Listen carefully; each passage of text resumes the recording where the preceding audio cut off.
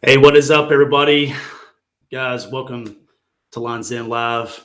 We are powered by Battleborn Batteries and presented by Primary Tackle. We apologize, man. Some last minute, unexpected technical issues just delayed us by about 20 minutes. So we apologize about that.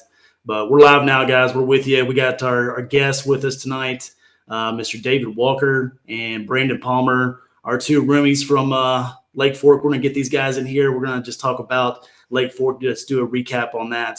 But we're glad to have you with you tonight, despite the delay. And it's going to be a good show. We're just going to kick back and just have a fun time talking about this. David, what's up, man? We can't hear him.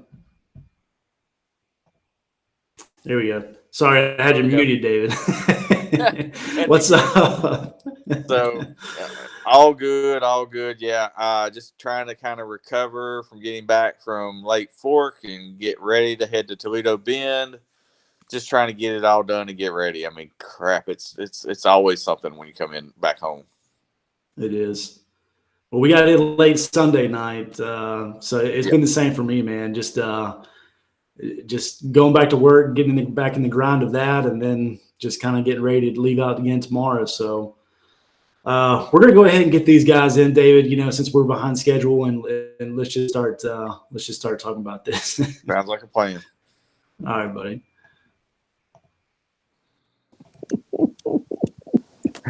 Oh, there he is.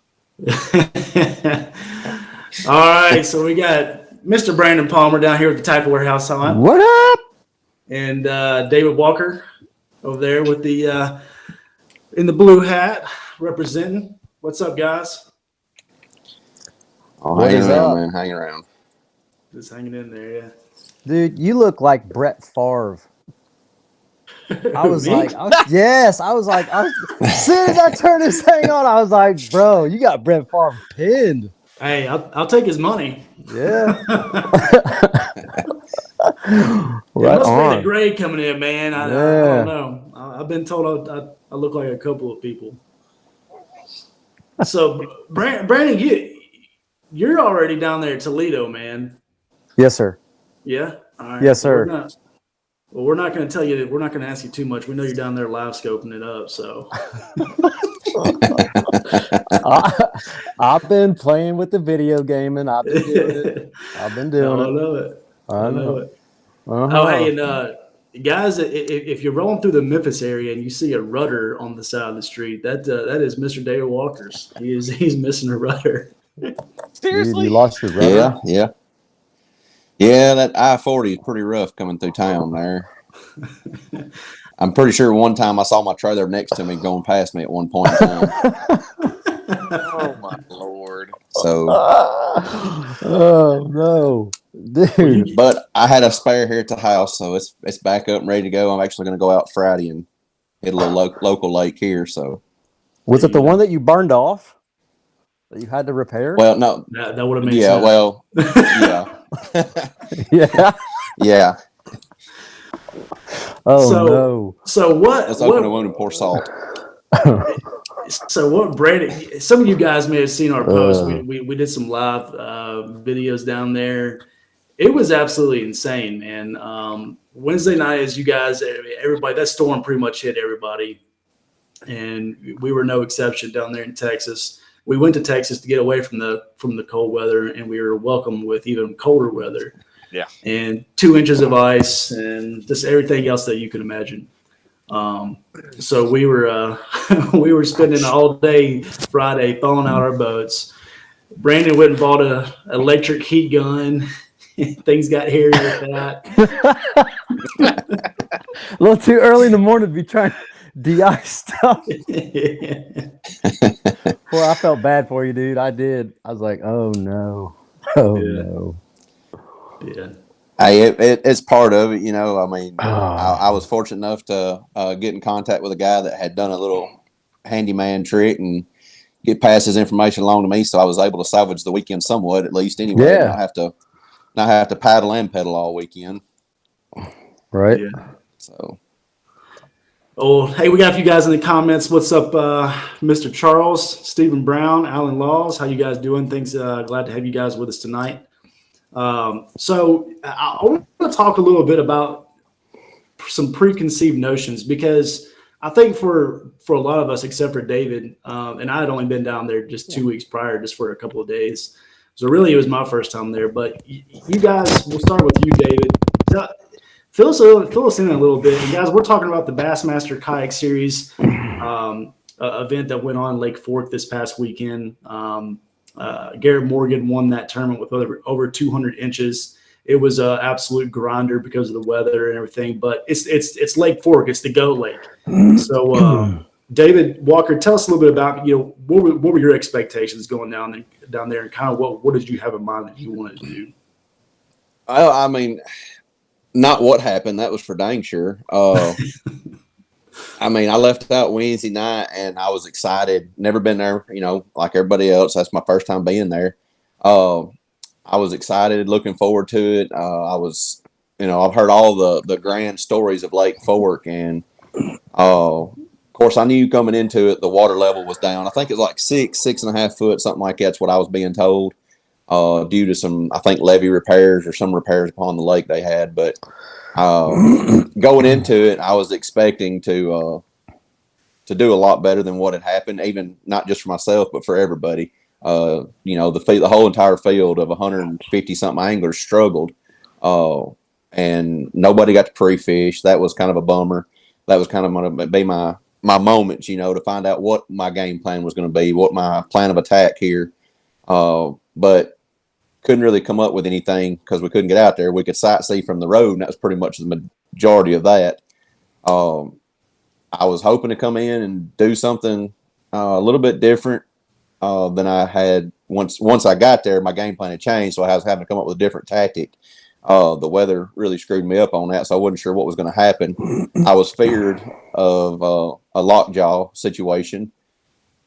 But really, honestly, I was just coming in there and hoping for the best, but I didn't really have a strategic game plan after everything happened Wednesday night, my travels and cleaning out the ditches for the state of Arkansas. And hey, I mean,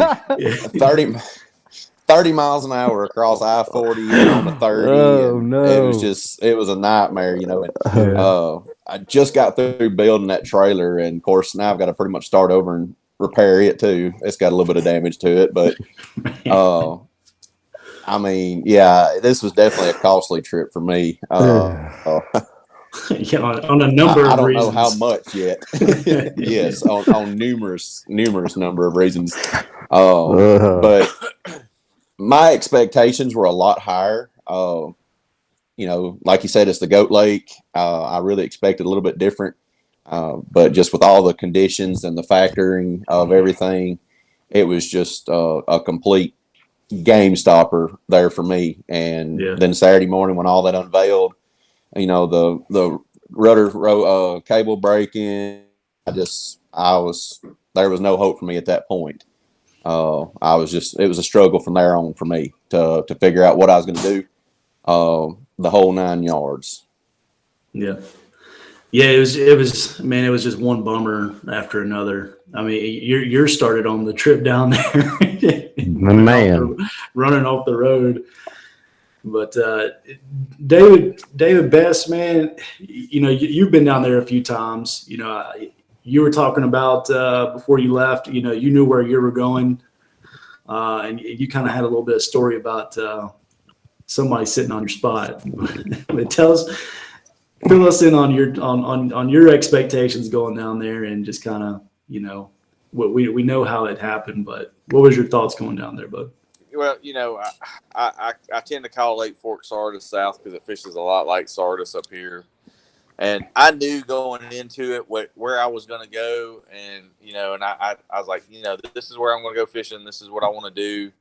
I kind of had already predetermined where I was going to go, what I was going to do. And I get to with everything going on, boat lines freezing up and everything. I got down there Saturday morning, after night fishing for a couple of days, and got down there and when I got to the boat ramp, there's 30 boats there at the boat ramp. I'm like, look, I am not going to go out here and fight with all these people, and I've got to get past this this thing of having other boats there, because I know the reality of it is I don't mind pedaling, and I just need to pedal on past what I'm going to do. And I bailed, and my rudder was still froze up, so I was like, yeah, I'm just going to tool around the lake some more, and lo and behold, I don't go fish it there, and then come day 2, I go down there and just, I didn't catch anything on day 1, so I'm going to go back where I know I should have went and go down there on day 2 and do well. And it's just like, well, crap, if I did that on day 1, maybe I'd have been all right. So consider I missed getting a check by one dang fish. So it is what it is. Yeah, you finished up in 34th. I was right there behind you in 35th. So, I mean, you had 4 fish too, didn't you? Yeah, I had 4 fish. I mean, 4 good ones. Fish. I mean, that's been kind of the story of the tournament. I mean, there weren't a crap ton of fish caught, but the fish that were caught were all, I think, almost a 20. It was almost a 20-inch average. Yeah, I wouldn't doubt it. I mean, just the people that were catching onesie twosies were 18, 19, 20-inch fish. So yeah. Well, Brandon, you sorry, I didn't mean to cut you off, David. No, you're fine. It was an 18.25-inch average, to be specific. Nice. That's solid. That's strong, man. The lake. Wonder what it's like to catch a fish like that. Right. Well, that was my smallest one. Brandon's the only guy out of the 4 of us that I'm sure you went down there. You were expecting to pick those fish off those trees with your live scope and just run the numbers up. And on Sunday, he was back in the area where I was. It was after you said it, I just thought about it for a second, and I just started laughing because you were like, "Dude, I just can't get him to eat, man." So I know you were just sitting there like staring at him like on the screen. Oh man, just perched up on him like, come on, just get it. You're almost there. Come on. Drove me nuts, man. And I mean, hang on, Walker, kudos to you, dude, because I mean, I'd never met someone that said I just drove what was usually 8 hours, took me 13, and snowplowed half the medians to get here. And I'm like, for real? He's like, oh, yeah, coming over the windshield and everything. In and out of the medium. And then to adapt and overcome on the steering, dude, that was, as cold as it was, it sucks to do it. But, hey, man, nice one. Nice job. And David Bess, I don't know what it is about you. This fella, he'll sit there and tell you, I'm in no big hurry. I don't care. And the guy isn't lying. I mean, nope. his kayak was a frozen missile in the driveway. Like, bad. He's like, I'm just going to let the sun come up, and I'm just going to sit here and drink my coffee, probably come back, take a nap, whatever. Well, he's not lying. I didn't launch Saturday till 10, and it was 9:30 on Sunday. Okay, here's where I'm going to come in and just say, all right, yeah. Dude still goes out and beats all of us. Yeah. I got lucky. I mean, for real. And I thought about that. I'm like, okay, all right. I probably kudos, dude. Hats off to you, man. What's that? I've probably been doing it longer than all 3 of you combined, though. I know, but that's just the thing. Like, it's all about right. It's right presentation, right time. It's like in David's clock, that moon phase is going to happen at about 11 a.m. and that's when they're going to be on. And it's just like between 10:45 and 1:15, 1:30. I called it. We're out there freezing already. He's still at the house, finishing up his second, third cup of coffee. Yeah, hadn't even took his shower yet. Yeah. He's like slicing his toast, all perfect and like cubed, and then sitting there and eating it one piece by one. We're out there just like snot, like frozen. Yeah, I'm gonna get on him, man. I'm on him. Wrong. Sight. That's awesome, man. But no, I mean, as far as expectations, wow. I mean, you just grow up thinking, well, you always, from back in the day when we just had to, like on Saturdays, tune in and, talk about Lake Fork and like read about, damn, I'm making myself sound old, but I am. I'll admit it. and you finally get to go there and just shit the bed and lay an egg. No. And I mean, it's just heartbreaking. It's like, and to see some of the fish that those guys caught. Oh, there were some big ones. What I think 24 and a half was the Yes. big fish. Yeah. And there was saved another that photo to 24 my and a phone. quarter or something. Yeah. It's like I kept that 24 and a half for inspiration next time. I hope I go back, but I mean, that's just a long way to go to X out. But I mean, other than that, it's like picking something and going with it and having confidence in it on your way to get there. You think you have that in mind. And then when you get there, like, let's go ahead and throw the deck of cards up in the air and, 50, like pick one up each one by one. And it's like, you really got to like reel back. And with guys like with David's mindset, he knows exactly what he had tied on from a month ago. And he's going right out there and fishing his way, and his way works. And I mean, I just think it was overthought. And I think it forced us to fish how it wanted. You couldn't really fish how you wanted. You had to adapt and be in a good spot.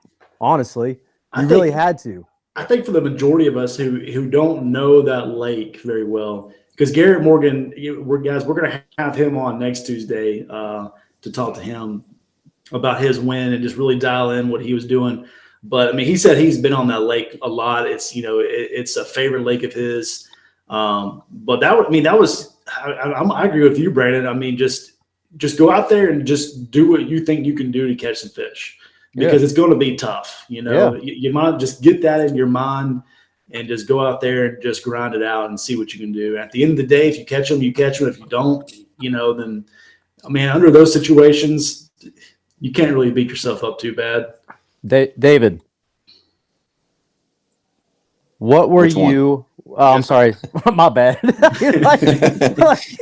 You're both like looking around.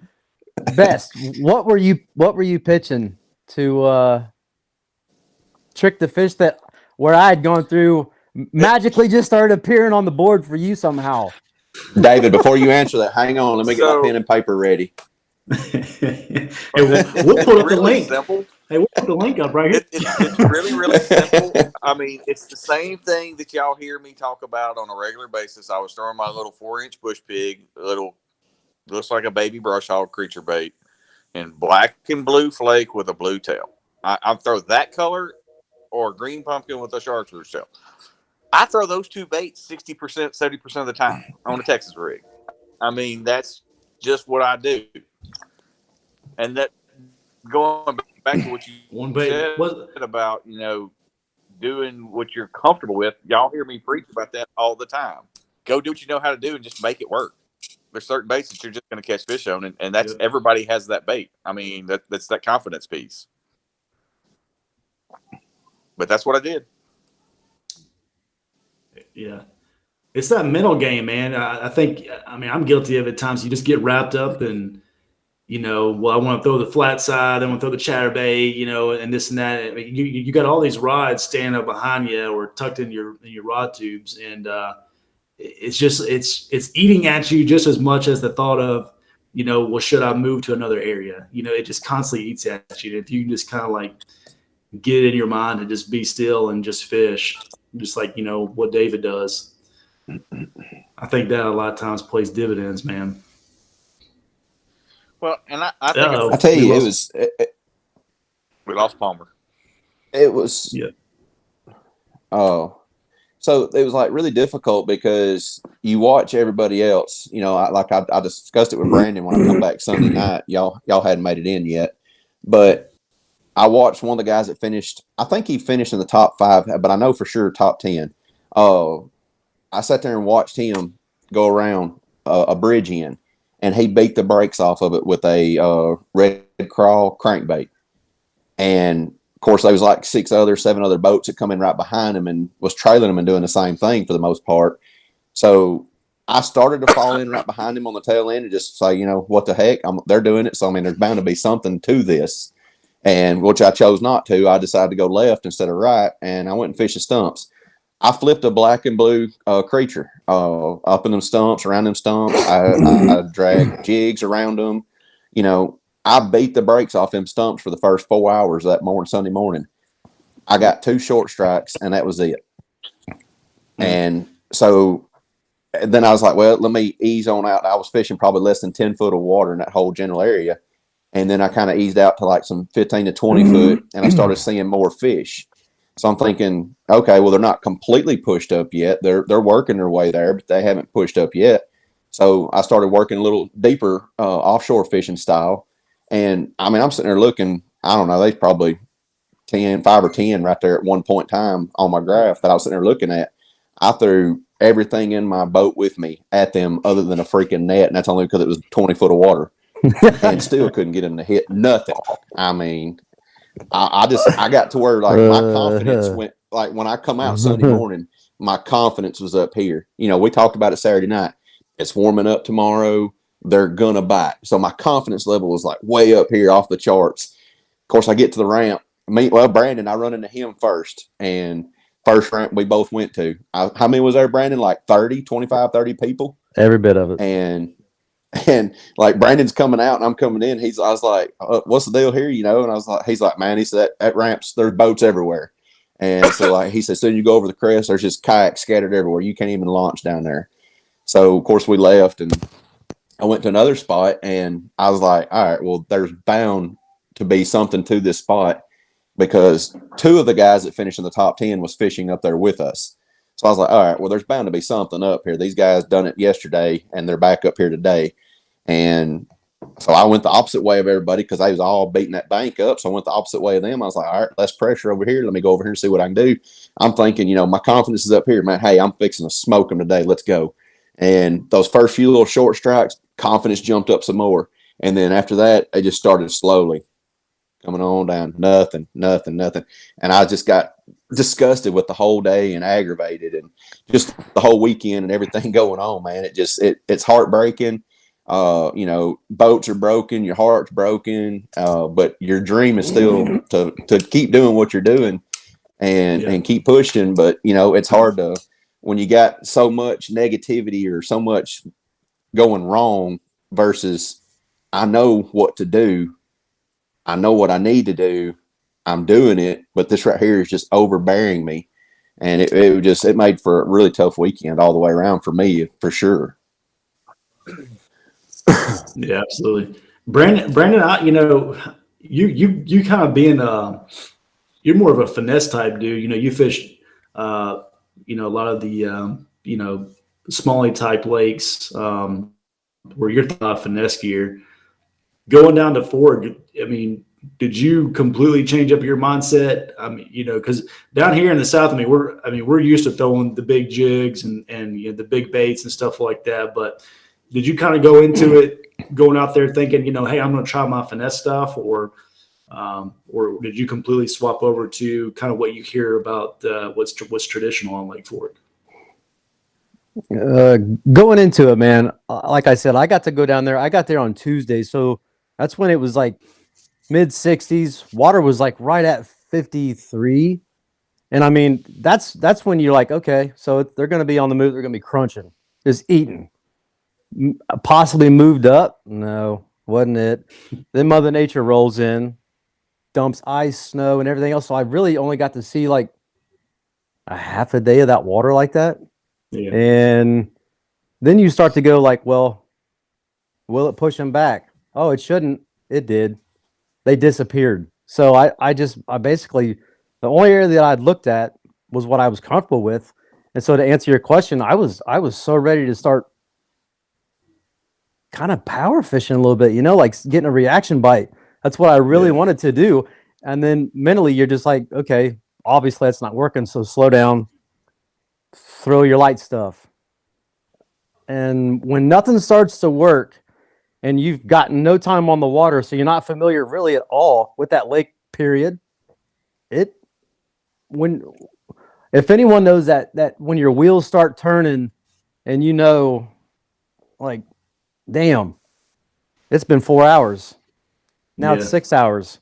You're like, that okay. Time flies. Yeah. It's almost like a giant clock, like up in your peripheral, and you can just see it, man. You're like, I know, man. I know. You start talking to yourself and trying to figure it out, but it's like once you have to accept it, you're like, just like David said, you have to go back after your confidence level was kind of what you thought. No. And then knowing that lake and knowing where to be, like which creek, what did they really want? And what did the guy win it on? Does anyone know? A jig. A jig. Yeah, he said he had a special Custom color, custom built or custom colored jig. I think it had some green and orange in it. But you know, stuff like that. I'm not downplaying it by no means. He won the tournament, so he has every right to say he won. That the orange mattered. But sometimes I just wonder, you know, I mean, because it seemed like the bites that I was getting were consistent with. And I mean, I only got 4 bites the whole tournament. But the ones that I got seemed pretty consistent with what he was saying that he did, was just dragging that jig slowly by those trees and just covering a lot of water. And it seemed to be in that, you know, that 6 to 8 foot depth ranges is where they were at. You know, granted, on day 1, I caught my second fish in the last minute in about 4 feet of water. But I mean, the other 3 came in that 6 to 8 foot of water. But you know, I mean, color, I don't know. It's one of those deals. I think it kind of ties into what we were talking about. You know, that confidence issue. You know, that confidence piece is, you know, whatever gives you the most confidence. You know, green, brown, orange, red, you know, whatever the case may be. But and I also feel that since that bite window closes so fast, it only opens and closes so quick and so fast when it's that cold. And I feel like if you're, and I mean, I talk to guys with chatterbait, you know, bladed jig, like other guys moving, you know, throwing moving baits when that window opens. If you're not in a spot in an area when it does, you're not going to know. I mean, hell, I was doing more moving around because I was like second guessing myself. I'm like, all right, what secondary point, what transition, like have they like going to basically trying to find new water. And I mean, it's like, if you just slow down, like David Best says, you know, just do what you know. But it's so hard when you've got so many options in your boat. Wow. Yeah, it's tough. Walker scratching, trying to get a bite with whatever you could get with. Yeah, it's tough, man. Well, when Walker said it was Terry Elkins, wasn't it? Day that you were fishing. Yeah. I think he finished well. Yeah, I think he was like 7th or 6th, something like that. But he was in 3rd at one time, I knew, but yeah. Was he cranking rock, or was he just hitting the stumps as well? No, it's that the bridge end, which is basically just, you know, the whole lake, much like the whole lake, was just a red clay bank. It was a very hard red clay. I mean, you could tell that much. Now, like under the bridge, between the pilings and the end of the bridge, it was all concrete and riprap, but none of the riprap was underwater because the water was so low. But he just beat the brakes off of a red clay bank all the way around that bridge end, and it run probably close to 75 to 100 yards, I'd say, on both sides, just back and forth. Man, that seems to be the deal. A lot of times you hear guys just staying in a little small area, just working it back and forth. I remember one tournament Craig Dye did really good, and I think it was one of the KBF National Championships. He said he fished a 100-yard stretch both days of the national championship and just kept going back and forth, back and forth, back and forth. And just more fish just kept reloading on it. That's one of the guys that was there. He had come around, and of course he'd asked me how I was doing and everything. We kind of talked for a couple seconds, but he had told me what Terry was doing. And he said, man, he said, I don't know. He said, I'm right behind him. He said, I've been following him everywhere he went, basically driving around this point right here and done the same thing he's done. And he said, I don't know if there's fish up, like maybe there's a shelf right there or something, and they was tucked up under in the shadows. I don't know. I couldn't tell when I looked at it. Of course, the water was stained up right there close to that red clay bank. But, you know, they must have been like a shelf or something. He said Terry run off through there, pull the fish out from under. He'd come right behind him on the same thing or something a little different even. And he said he never could get hit. That's crazy. What was y'all's thoughts on Bassmaster? You know, there was some buzz going around. I mean, people were kind of getting a little upset some things. But I feel like they ran a pretty good tournament for the first one of the year. I think that they're learning. What were y'all's was y'all's impression? I mean, my data plan definitely needs to be upgraded from all the text messages I got, but other than that, we're good. I mean, I thought it was. I didn't think. They sent out some messages. I mean, Dan, you'd have thought he and I were dating or something. I was like, bro, you're blowing up my phone. Come on, man. I don't think he realized that he was sending out the same message like back to back. 'Cause I keep seeing the same ones. And then it's all caps. I'm like, I get it. Yeah, I get it. I will. I'll check in. I promise. Now let us kids go. Let us kids go do what we do. Come on, man. Yeah, that's how we were treated. That's kind of how we were treated a little bit. But I mean, 100%. He threw in there that last message. He goes, I think he goes, I know you veterans are getting tired of seeing these messages. But Well, I mean, damn. I mean, when you got to turn the notifications off on your Garmin because it goes, bah, doo, doo, bah. I'm like, come on, man. yeah. Golly. I mean, as far as a system in a whole, I couldn't. Only thing I disagree with this weekend was I feel like they probably should have postponed it, maybe, just due to the fact a lot of people traveling and nobody got practice time. I think what was Thursday when we got there was like maybe 5 boats on the water at all. Yeah, and that would be the only thing I would have wanted done differently was maybe either postpone it or come up with some other attack plan to have that tournament this past weekend. The cold weather, it was just brutal out there. yeah. Excuse me. I think they also want to try and keep up with Hobie because, I mean, Hobie ran through COVID, and they made it work. And AJ did a damn good job of it. Hats off to the dude, man. Yeah. He's Hey, there's hey, David. there he is. So I mean, I get it because they were like trying to look futuristically, like into the weekend and be like, oh well, it's hell now, but they'll be able to be on the water then. So there's no reason to cancel and give their money back to them, which I get it. I totally get it. But I'm with you though, David. It's sent a lot of when ice is in Texas, it's not your time. Get out of there. Abort. Well, you see how quick they are to call a delay on the Elite Series events, for wind and stuff like that. I mean, I was expecting the same thing. I was thinking Thursday night, we were going to get a message like, "Hey guys, it's we're going to postpone it or cancel it." But I'm guessing they were just looking ahead, just at the weekend and saying, well, it's going to be a lot better, on Saturday and Sunday. We'll just push forward with it, but. They're definitely in this game to try and make a name. They've made that apparent. They want to see the numbers. So I'm sure that's a hard call. I mean, that would be a tough job to be a director and and make that call, especially when that a lot of people have already made that trip down there. And like the thing about like some of that was I know they're trying to get their numbers up. And they're doing, I mean, this is what their 3rd year. So, I mean, they're slowly still working the kinks out. I get that. I think the entry fee is also a little disconcerting to some folks that want to try to do it. I mean, you start taking the fact of the $250 a head and then plus all your travel expenses and your rooming.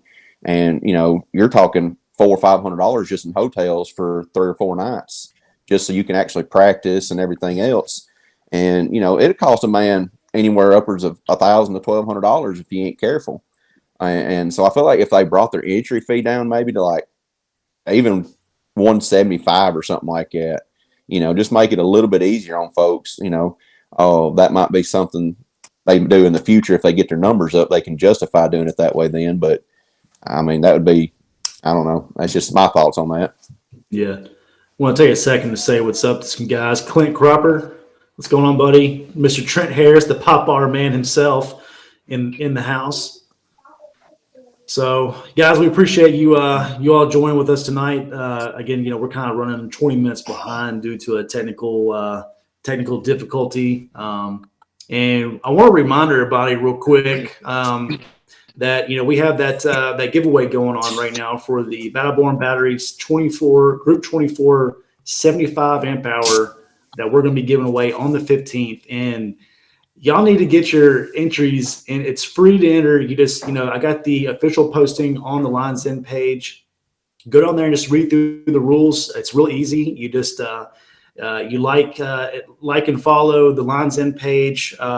Comment with tag 3 of your buddies, and just submitted a picture of what vessel or what type of vehicle that you would be using that battery for. There's only I believe 27 entries right now, and that's a battery at a value of $650. So right now it's looking pretty good odds for those 27 people. So get your entries in there. It's it's an awesome opportunity to get in on a really good battery giveaway. David, you jumped out of the house with us for we missed you there for a minute. Hey, he's gone. He's like, oh. He said, nope, not today. He's like, these kids are crazy, man. I'm out. He called on me. I'm out. He's tired, man. He's been working hard, man. He done pulled the AOL cord, dog. He's gone.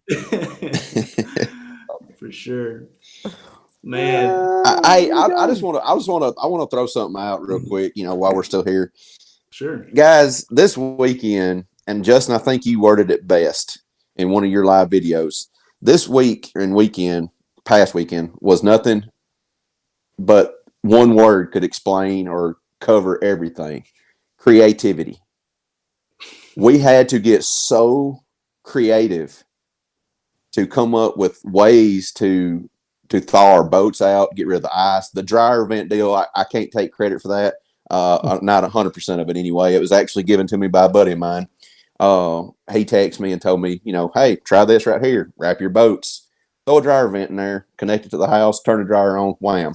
So, we had to get creative. With, like Brandon said earlier, we had to adapt and overcome the challenges that we encountered. And I tell you, we had a lot of time on our hands to sit there and ponder what we was going to do or how we was going to do it. And there may have been other substances involved that got us through it, but coffee. Coffee. But I mean, we had to do what we had to do, and the creativity of all 4 of us, coming up with ideas left and right. I mean, when we started pouring the hot water out, Justin fills the bathtub up with hot water and says, here, just go in there and scoop it out. Let the hot water run. Let's just go in there and scoop it out. And so we're running in and out with tubs of hot water. And then I'm like, well, why don't we start running through some hot water through the coffee pot and letting it get really hot? And, that helped a little bit. Of course, it didn't matter. Everything refroze shortly after anyway. But, I mean, the word of the week would be creative. And we had to put our minds together and bring our ideas together. And we really done a good job with trying to even be able to get ourselves on the water come Saturday to begin with. Yeah, I agree. I agree. Yeah, it was. You hit the nail on the head for sure, David. We lost our other David again. He's I think his phone is officially dead. Probably not charging up fast enough to stay on the live feed, but he might jump back in. If not, we'll have to catch up with him next time. But man, we a lot of us got in our trucks and rolled around. I think Thursday afternoon or maybe Friday morning before we got to thawing out the boats. I pulled up to a ramp. I think it was Friday because there wasn't nobody on the water Thursday. And my boat still had